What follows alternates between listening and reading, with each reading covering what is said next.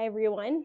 The next update in regards to my integrative and Ayurveda medicine school is in regards to research and research that supports integrative Ayurveda medicine. So, the very interesting thing, which I think I was aware of but just hadn't really considered, is with research trials, it requires a lot of money and resources and an extensive amount of time. Something that I find very beautiful in regards to Ayurveda medicine is it has been practiced and it has been around for more than 5,000 years. Some people will say, well, what's the data to prove its effectiveness? Because that's very much how things work in Western medicine. For me, it seems to be very personally applicable as far as the changes I notice in my body when I apply Ayurvedic principles and even just so simple things.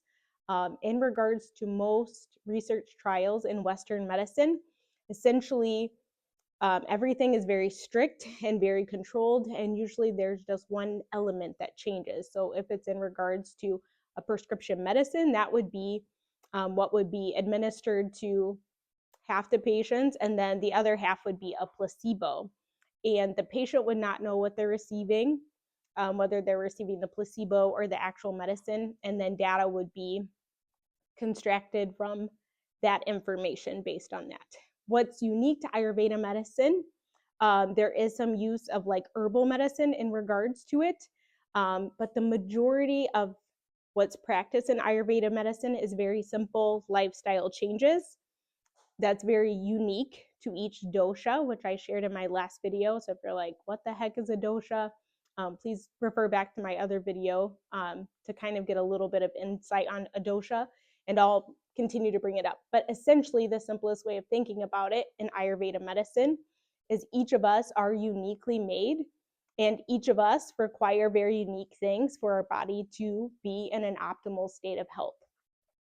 And so when you consider each unique individual and their body's unique needs, it can be very challenging to do very strict control trials in regards to just changing one thing, because often in Ayurveda medicine, we are making recommendations for multiple changes in a person's life and not always in regards to prescription medicine. So for example, it would be prioritizing sleep. So trying to be in bed before 10 p.m. and trying to wake up in the morning before 6 a.m. Switching beverages from cold to either lukewarm water or hot water instead to help with the digestive fire.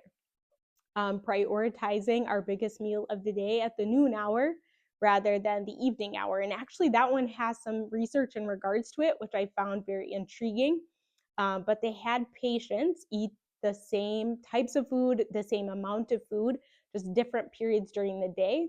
And they found that people were able to have a more stable glycemic control, which means more stable blood sugars, which in regards can affect weight gain. So people who were eating between the hours of 10 a.m. and 2 p.m., the same amount of food compared to someone who was eating it later in the day, say between 3 and 6 p.m., those patients had lower glycemic indexes and less weight gain. So I found that to be very profound. That's something with some research that supports it. Research costs a lot of money, and when we are applying lifestyle changes, often it does not allow for big pharma and the government to make lots of money. So it can be rather prohibitive. One question that was brought up in our discussion was, can we, right, so I'm going to turn the camera here.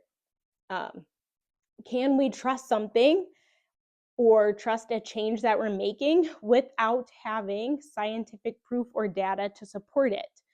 And for me personally, when I consider that question, I think very simply yes. For example, just think about when someone is selling a product to help with weight loss. And oftentimes with some of the models, they aren't scientifically founded. Like some have some science and they have anecdotal data, which means when a majority of people are eating in a certain way or working out in a certain way, they see a certain result, which is very much how I believe that currently Ayurveda and integrative medicine is based, is on anecdotal data. So what we're seeing, what patients are experiencing, what's working for them, what's not working for them. And versus it just being so strict in making one change, being able to be flexible enough to allow multiple changes can be beneficial as well. So this last week's content was about research, and another thing we discussed was how Ayurveda and integrative medicine likely needs more research in order to help support it and in order to get more of a buy-in from Western medicine to support its practices.